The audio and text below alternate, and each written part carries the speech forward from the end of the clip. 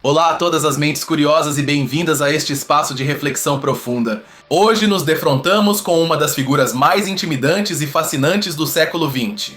Vamos desvendar o pensamento de um homem que olhou para o abismo da modernidade e viu como nossa própria razão nos traía. Falamos de Theodor Adorno. Sua obra é um grito de alerta sobre como a cultura que consumimos, a música que escutamos e a lógica que usamos para organizar o mundo poderiam estar nos encarcerando suavemente. Preparem-se para questionar tudo o que pensam saber sobre sua própria liberdade. Antes de começar com a análise e um breve comentário técnico, para dar vida a esta narração complexa, usei ferramentas de inteligência artificial para gerar as imagens que verão. Pensem nelas como uma tela digital, uma forma de ilustrar as atmosferas e conceitos abstratos que discutiremos. Espero que lhes ajudem a visualizar estas ideias. Para entender Adorno, primeiro devemos nos situar no cenário de uma Europa fragmentada. Nascido em 1903 em Frankfurt, Adorno cresceu em um ambiente de alta cultura e música. No entanto, sua vida intelectual foi marcada pela ascensão de uma escuridão que a razão não pôde prever. Como judeu e marxista, heterodoxo na Alemanha dos anos 30, Adorno viu como a sociedade mais culta e tecnologicamente avançada do momento descia para a barbárie do nazismo. Esta paradoxo é a semente de todo o seu pensamento e a pergunta central que tentaremos responder hoje. Junto a seu colega Max Horkheimer, Adorno se tornou uma figura central do que hoje conhecemos como a Escola de Frankfurt. Este grupo de pensadores não se contentava em descrever a sociedade. Queriam entender por que a humanidade, em vez de entrar em um estado verdadeiramente humano, afundava em um novo tipo de escravidão. Seu exílio nos Estados Unidos durante a guerra foi um choque cultural absoluto. Passou da velha Europa para a vibrante e comercial sociedade americana. Lá, Adorno não viu liberdade total, mas outro tipo de totalitarismo. Um mais sutil, disfarçado de entretenimento e livre mercado. Foi neste contexto, em 1944, onde escreveu junto a Horkheimer sua obra-prima, Dialética do Iluminismo. Este livro é difícil, denso e absolutamente crucial. A tese central é devastadora. O Iluminismo, o movimento que prometia nos libertar mediante a razão, contém em si mesmo a semente de sua própria destruição. Costumamos pensar que a história é um progresso linear, que passamos dos mitos antigos e da superstição à ciência e à luz da razão. Adorno nos diz que isso é falso. Nos diz que o iluminismo é totalitário. Mas o que significa realmente esta acusação tão grave? Para Adorno, a razão ocidental se converteu no que ele chama de razão instrumental. Já não usamos a mente para buscar a verdade ou o bem supremo, mas simplesmente para dominar. Dominar a natureza, dominar os objetos e finalmente dominar outros seres humanos. O objetivo da razão instrumental é a eficiência e o controle. Tudo se converte em um número, em um dado, em algo calculável. Quando reduzimos o mundo a puras matemáticas e utilidade, eliminamos o mistério, mas também eliminamos o valor intrínseco das coisas. Adorno argumenta que o mito já era uma forma de iluminismo, uma tentativa de explicar e controlar o mundo. E o iluminismo moderno recai na mitologia porque cria novos ídolos. A tecnologia, o progresso e o benefício econômico se tornam deuses intocáveis aos quais sacrificamos tudo. Para ilustrar isso, Adorno e Horkheimer analisam a Odisseia de Homero. Vem em Ulisses o primeiro homem moderno burguês. Recordemos a cena onde Ulisses quer escutar o canto das sereias sem morrer. É uma metáfora perfeita da repressão necessária para a civilização. Ulisses se amarra ao mastro, quer desfrutar da arte e da beleza, o canto das sereias, mas não pode se entregar a ele. Deve manter-se amarrado para sobreviver e continuar produzindo, continuar dirigindo o barco. É o proprietário que desfruta, mas está imobilizado pelo seu próprio poder. Por outro lado, os remeiros têm os ouvidos tapados com cera. Eles não podem escutar a beleza, só podem trabalhar. Representam a classe operária moderna, que deve ignorar as distrações e concentrar-se puramente no trabalho mecânico para que a nave do progresso avance. Esta alegoria nos mostra que o domínio sobre a natureza interna e externa requer repressão. O preço do progresso é a mutilação da nossa capacidade de experimentar prazer e felicidade plena. Nos convertemos em ferramentas dos nossos próprios instrumentos, mas a crítica não se detém na mitologia. Adorno leva esta análise ao coração do século XX. Se a razão é só domínio, então os campos de concentração não são um acidente ou um desvio da civilização. São, horrivelmente, a culminação lógica da razão instrumental. Nos campos, a morte se industrializou. Aplicaram-se os princípios de fábrica, eficiência e cálculo para o extermínio. Adorno nos obriga a ver que uma racionalidade sem ética, uma racionalidade que só busca a forma mais eficiente de fazer as coisas, pode levar ao inferno na Terra. Isso nos leva à sua famosa e mal interpretada frase: Escrever poesia depois de Auschwitz é um ato de barbárie? Não queria dizer que devamos deixar de escrever poemas. Queria dizer que a cultura que permitiu tal horror não pode continuar existindo como se nada tivesse acontecido. A cultura afirmativa, essa que nos diz que o mundo é belo e ordenado, se torna mentira depois do Holocausto. A arte já não pode se limitar a consolar. A arte verdadeira deve doer, deve ser dissonante. Deve refletir a fratura do mundo e não fingir que há uma falsa harmonia. Agora, mudemos de marcha para o outro grande pilar de seu pensamento, algo que nos toca muito de perto hoje: a indústria cultural. Adorno cunhou este termo para descrever como a cultura se tornou um negócio a mais, indistinguível da fabricação de automóveis ou sapatos. Durante sua estada nos Estados Unidos, Adorno observou a ascensão do cinema de Hollywood, o rádio comercial e a música popular. O que viu não foi arte democrática? Viu um sistema massivo de manipulação desenhado para manter as pessoas passivas, distraídas e obedientes. A indústria cultural produz bens culturais padronizados. Os filmes, as canções pop, os romances best-seller, tudo segue fórmulas previsíveis. Você sabe como o filme vai terminar antes de começar. Você sabe quando virá o refrão da canção.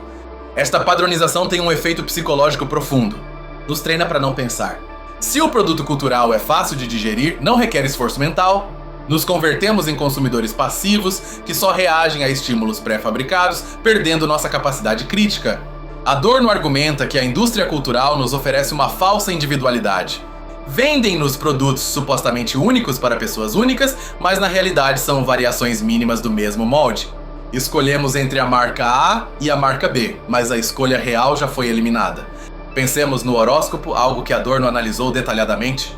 A coluna de astrologia no jornal oferece conselhos vagos que parecem pessoais, mas se aplicam a qualquer um. É uma forma de dependência autoritária. Buscamos que uma força externa nos diga quem somos e o que fazer. O mais insidioso é que a indústria cultural promete felicidade, mas é uma promessa que nunca se cumpre. O anúncio nos diz que se comprarmos isso seremos felizes? Compramos, a felicidade não chega e a solução que nos oferecem é comprar de novo. É um ciclo de desejo perpétuo e insatisfeito. O entretenimento, diz Adorno, é o prolongamento do trabalho sob o capitalismo tardio. Nos divertimos para recuperar forças e voltar a trabalhar no dia seguinte.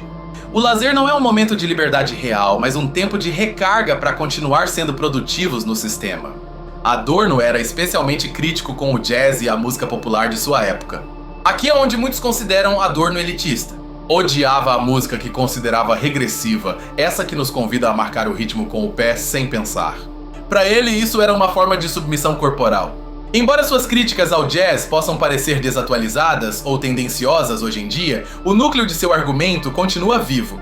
Quanta da nossa música atual é produto de algoritmos desenhados para nos prender neurologicamente em vez de nos desafiar artisticamente? Diante desta cultura de massas, Adorno defendia a arte moderna difícil, como a música de Schoenberg. Uma arte que não te deixa relaxar? Uma arte que te obriga a escutar o sofrimento, a dissonância e a complexidade. Para Adorno, só esta arte tem um potencial de verdade. A arte autêntica, segundo ele, é aquela que se nega a ser mercadoria. É aquela que diz não ao mundo tal como é. É uma resistência silenciosa. Em um mundo onde tudo se vende, o único que fica fora do sistema é aquilo que é demasiado difícil de consumir. Isso nos conecta com outro conceito-chave: a dialética negativa. Diferente de Hegel, que buscava uma síntese final onde tudo se resolve, Adorno insiste na negação. Não há final feliz garantido. Devemos permanecer na contradição, na incomodidade do pensamento crítico. Pensar para Adorno é essencialmente pensar contra si mesmo e contra o consenso. No momento em que nos sentimos confortáveis com uma ideia, no momento em que todos estamos de acordo, provavelmente deixamos de pensar e caímos na ideologia. Adorno também explorou a psicologia do fascismo em seu estudo sobre a personalidade autoritária. Queria entender o que faz com que uma pessoa seja suscetível a seguir líderes tiranos. Encontrou traços como o convencionalismo rígido, a submissão à autoridade e a agressividade para com os diferentes. Estes traços não desapareceram com a queda dos nazistas. Adorno nos adverte que as condições para o fascismo continuam latentes na democracia moderna. Enquanto existir a ansiedade econômica e a falta de pensamento crítico, o terreno está fértil para novos demagogos. O famoso teste F, ou escala de fascismo, foi uma tentativa de medir estas tendências. Perguntas desenhadas para revelar preconceitos ocultos e desejos de submissão. Foi um trabalho pioneiro que misturou a sociologia com a psicanálise para diagnosticar a saúde política de uma sociedade. Muitas vezes acusa-se Adorno de ser um pessimista sem remédio. Um homem amargurado que odiava tudo o que as pessoas normais desfrutavam. E é certo que seu estilo é severo. Não nos dá tapinhas nas costas. Mas há uma esperança paradoxal em seu pessimismo. Sua esperança não está no otimismo cego de que tudo sairá bem. Sua esperança reside na capacidade de dizer não. Na capacidade de olhar o horror de frente e não desviar o olhar. Só reconhecendo a magnitude do problema podemos começar a imaginar uma saída. Adorno escrevia de uma maneira muito particular. Usava aforismos, frases curtas e densas, estruturas que impediam a leitura rápida. Queria que o leitor se detivesse, mastigasse cada frase. O estilo era parte de sua resistência contra a cultura de consumo rápido. Em suas Minima Moralia, uma coleção de reflexões sobre a vida danificada, Adorno nos mostra como a lógica do capital se infiltra inclusive em nossas relações mais íntimas. Como amamos, como damos presentes, como falamos com amigos, tudo está contaminado pelo interesse e pela troca. Por exemplo, analisa o costume de dar presentes. Diz que perdemos a capacidade de dar verdadeiramente. Agora calculamos o valor do presente, esperamos reciprocidade ou damos presentes padronizados. O presente já não é uma surpresa do sujeito, mas uma obrigação social. Adorno nos convida a examinar os detalhes microscópicos da nossa vida diária. Na forma em que fechamos uma porta, na forma em que saudamos, aí se esconde a verdade da nossa época. Não precisamos olhar só as grandes leis, mas os pequenos gestos. É fascinante como previu a cultura da celebridade. Viu que as estrelas de cinema não são pessoas reais para o público, mas recipientes vazios onde projetamos nossos sonhos. São deuses de plástico que nos ensinam como nos comportar, como nos vestir e o que desejar. A crítica de Adorno à televisão é devastadora. Via-a como uma máquina que introduz a ideologia dominante diretamente na sala de casa. Converte a realidade em um show e nos faz espectadores da nossa própria decadência. Mas voltemos à ideia da liberdade. Adorno cria que na sociedade administrada a liberdade é uma ilusão. Acreditamos que somos livres porque podemos escolher entre 50 canais de televisão, mas não somos livres para mudar a estrutura que decide o que é transmitido. Esta visão pode parecer paralisante. Se tudo está controlado, se a razão é dominação e a cultura é indústria, o que nos resta? Nos resta o pensamento crítico. Nos resta a capacidade de resistência intelectual. A garrafa atirada ao mar, como ele descrevia sua própria obra. Adorno morreu em 1969, em meio às revoltas estudantis. Ironicamente, teve conflitos com os estudantes que queriam ação direta. Adorno desconfiava do ativismo que não pensava antes de agir. Temia que o movimento estudantil repetisse dogmatismos. Um incidente famoso foi quando umas estudantes interromperam sua aula mostrando os seios como protesto. Adorno, o grande teórico da libertação, sentiu-se humilhado e abandonou a sala. Isso mostra a brecha entre sua teoria rigorosa e a prática política de rua. No entanto, seu legado é imenso. Hoje, na era dos algoritmos, das redes sociais e das notícias falsas, Adorno é mais relevante que nunca. A indústria cultural evoluiu para a indústria do dado. Já não só consumimos meios, os meios nos consomem. Pensemos em como os algoritmos de recomendação moldam nosso gosto. Nos sugerem o que ver, o que escutar e o que comprar baseando-se no que já fizemos. Isto é o pesadelo de Adorno feito realidade. O enclausuramento perfeito no que já conhecemos, sem possibilidade de surpresa. A promessa da internet era a democratização total.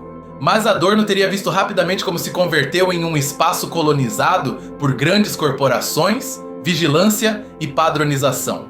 A liberdade digital muitas vezes é apenas a liberdade de clicar onde nos dizem. Adorno nos ensina a desconfiar do fácil. Se algo se sente demasiado confortável, demasiado óbvio, devemos suspeitar. A verdade costuma ser incômoda. Requer esforço.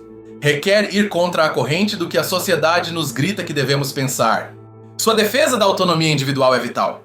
Em um mundo que nos empurra a ser parte do rebanho, a seguir as tendências, a ter as mesmas opiniões que nosso grupo, reivindicar o pensamento próprio é um ato revolucionário.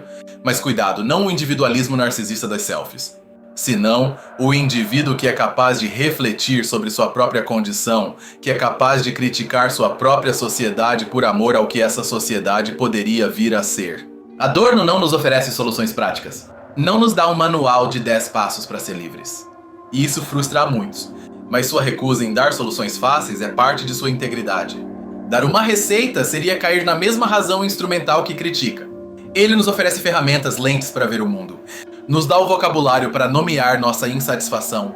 Quando sentimos que algo está errado na cultura pop, quando sentimos que a política é um espetáculo, Adorno está lá assentindo.